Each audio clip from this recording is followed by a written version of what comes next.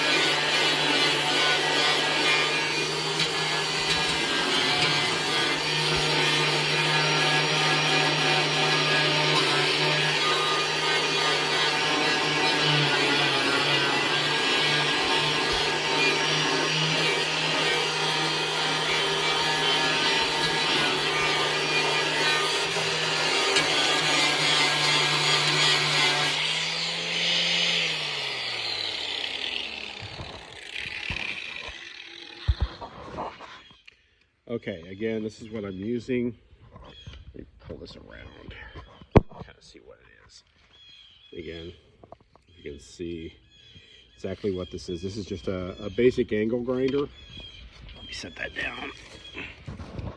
And again, you can kind of see what I did in that period of time. Now, the challenge here is that you want to use the least aggressive means on your steel. And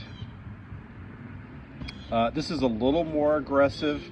You can get 120 grit, which would be more like a sanding pad. But anyway, you can get a lot done in a hurry using these. So again, I try and use them as sparingly as I can. I just go over it until it's clean. A lot of times you won't get shiny metal just because there's rust and pitting, things like that there. But anyway, probably in about an hour, maybe an hour and 15, I'll have this entire seat frame cleaned off with all that nasty paint and rust. So it's, it's a good way to get things done. So anyway, that's it for today. Okay, go away. Stop. There we go.